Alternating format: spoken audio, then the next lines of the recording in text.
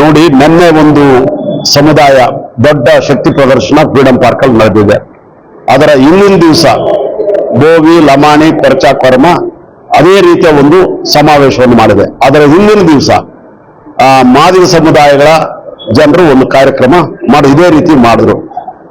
ನಾಳೆ ಒಂದು ಜಾಥಾ ಬರ್ತಾ ಇದೆ, ಇಲ್ಲಿ ದಾವಣಗೆರೆಯಿಂದ ಅದೇ ಫ್ರೀಡಂ ಪಾರ್ಕ್ ಬರ್ತಾ ಇದೆ. ಏನಾಗಿದೆ, ಆಳುವ ಜಾತಿಯ ವರ್ಗಗಳು,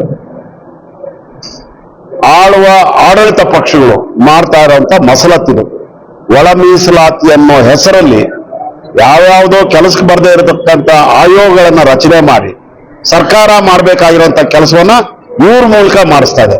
ಅದು ಸದಾಶಿವ ಆಯೋಗ ಇರ್ಬೋದು, ಅಥವಾ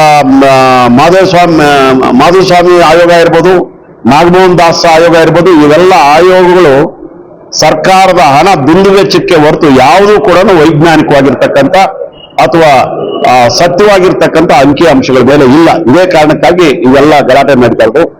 ಅವರು ಅಷ್ಟಿದ್ದಾರೆ ಅಂತ ಇವ್ರು ಹೇಳೋದು, ಆ ಜನ ಹೇಳ್ತಾ ಇಲ್ಲ. ಇನ್ನೊಬ್ರು ಇನ್ನೊಂದು ರೀತಿಯಲ್ಲಿ ಅಂತ ಹೇಳಿದ್ರೆ ಬೇರೆ ಇನ್ಯಾರೋ ಹೇಳೋದು. ಸರ್ಕಾರ ಮಾಡ್ತಾ ಇರ್ತಕ್ಕಂಥ ಮೂರ್ಖತನದ ಕೆಲಸ ಅಂತ ಹೇಳಿದ್ರೆ ಆಯೋಗ ನೇಮಕ ಮಾಡೋದು. ಸಮಾಜ ಕಲ್ಯಾಣ ಇಲಾಖೆ ಇದೆ, ಹಿಂದುಳಿದ ವರ್ಗಗಳ ಕಲ್ಯಾಣ ಇಲಾಖೆ ಇದೆ, ಎಜುಕೇಶನ್ ಡಿಪಾರ್ಟ್ಮೆಂಟ್ ಇದೆ. ಯಾವ್ಯಾವ ಜಾತಿ ಜನಾಂಗ ಎಷ್ಟಿದ್ದಾರೆ ಅಂತೇಳಿ ಅಧಿಕಾರಿಗಳಿಗೆ ಜವಾಬ್ದಾರಿ ಕೊಟ್ಟರೆ ಒಂದೇ ತಿಂಗಳಲ್ಲಿ ಎಲ್ಲವೂ ಸಾಧ್ಯ ಆಗುತ್ತೆ.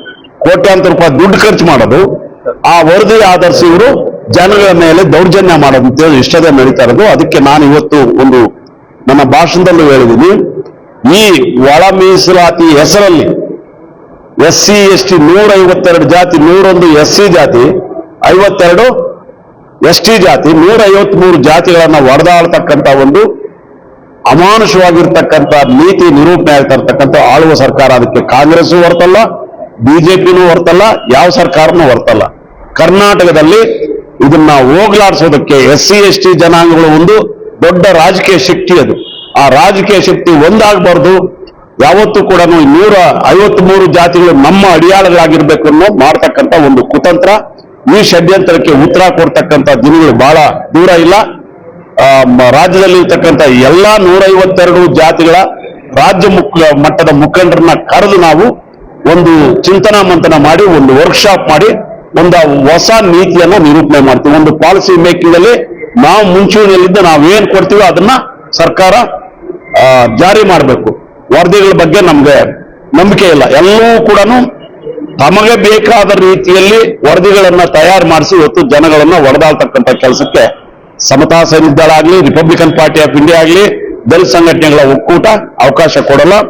ಇನ್ನು ಏಪ್ರಿಲ್ 1ನೇ ತಾರೀಕಿಂದ 10ರ ಒಳಗೆ ನಾವು ರಾಜ್ಯ ಮಟ್ಟದ ಒಂದು ವರ್ಕ್ಶಾಪ್ ಅನ್ನ ಮಾಡಿ, ಕಾರ್ಯಾಗಾರವನ್ನ ಮಾಡಿ, ಚಿಂತನಾ ಮಂಥನ ಮಾಡಿ ಸರ್ಕಾರಕ್ಕೆ ಒಂದು ಹೊಸ ನೀತಿ ನಿರೂಪಣೆಯ ಕರಡನ್ನ ಸಿದ್ಧಪಡಿಸಿಕೊಡ್ತಾ ಇದ್ವಿ. ಸರ್, ಈ ರೀತಿ ಸೂತ್ರ ಪ್ಲೇ ಮಾಡೋದಕ್ಕೆ ಅವ್ರಿಗೇನ್ ಸರ್ ಲಾಭ? ರಾಜಕಾರಣ SC ST ಒಂದಾಗ್ಬಿಟ್ರೆ ಅವ್ರ ಕತೆ ನಡೆಯಲ್ವಲ್ಲ.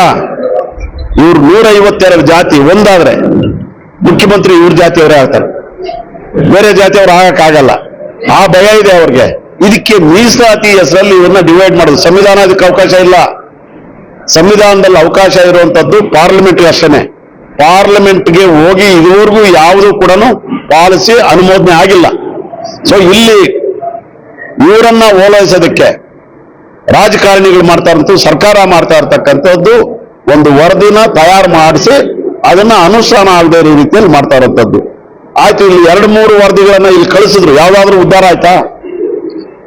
ಸದಾಶಿವ ಆಯೋಗ ವರದಿನೂ ಒಪ್ಪಿಗೆ ಕೊಟ್ರು, ಹೋಯ್ತಾ? ಅದನ್ನು ಮಾಧುಸ್ವಾಮಿ ವರದಿ ಹೋಯ್ತಾ? ನಾಗಮೋಹನ್ ದಾಸ್ ವರದಿ ಪಾರ್ಲಿಮೆಂಟ್ ವರೆಗೂ ಹೋಯ್ತಾ?